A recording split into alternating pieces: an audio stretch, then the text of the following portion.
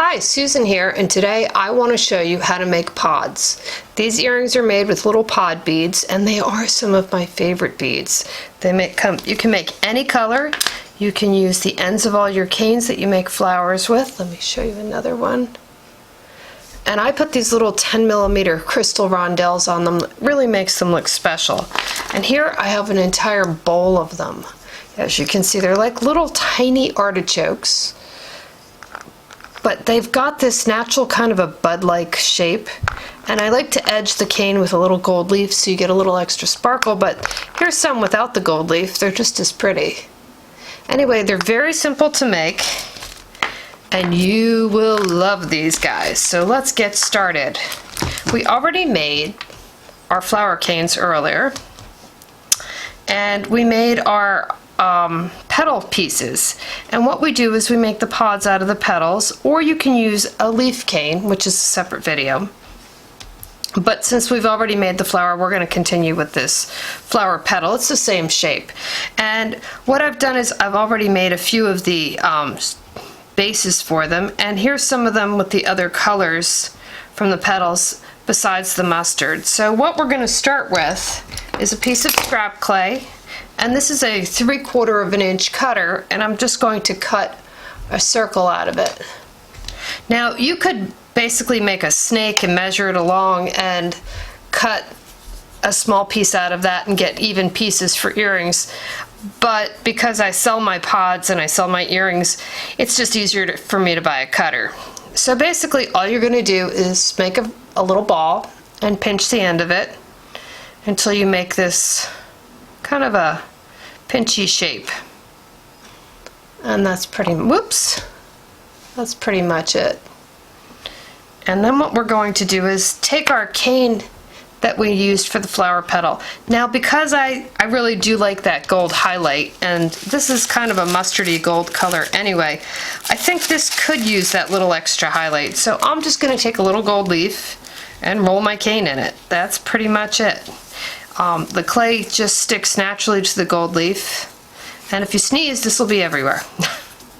This stuff has got static cling to it. It stays to everything, but it sticks to polymer clay really, really well, and it really gives such a cool highlight. I just love it. So anyway, now that we've got our leaf on, we're just going to roll the cane out, and we're looking to get it to be the diameter of basically a number 2 pencil. That's pretty much the size I run with.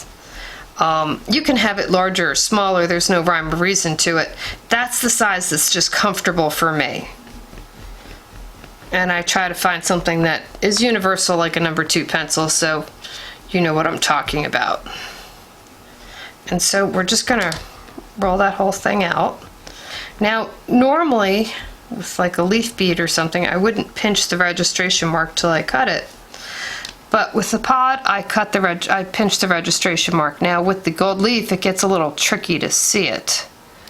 And so you have to really look closely, especially because my line is gold, the cane is gold, and the registration mark is sort of hiding underneath the gold that I put on it, but I can see it, just not well.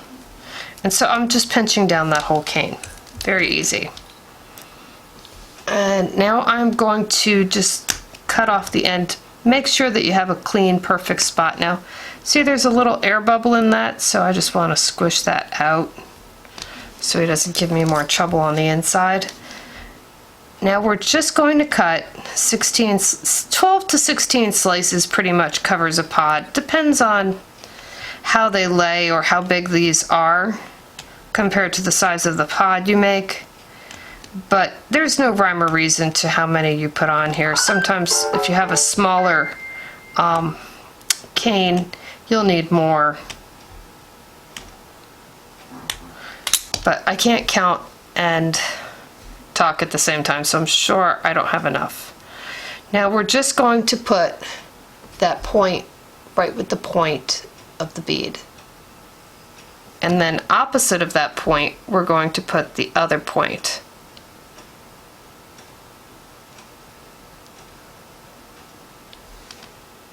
And we're just going to fill in the gaps.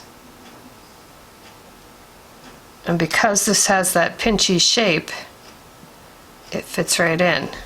Now, here's a classic problem. Got a little hole there. That is from an air bubble. I just take a blender tool and blend it together. Oh, got another one there. I very rarely get them, so getting it while I'm on camera is almost a plus, because this way you know what to do if you happen to have them.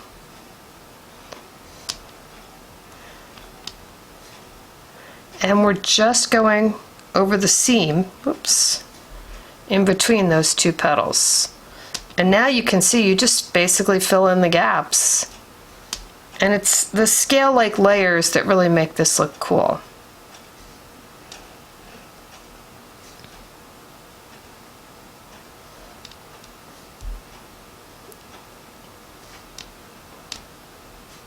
Oh, so close. I think I'm one short.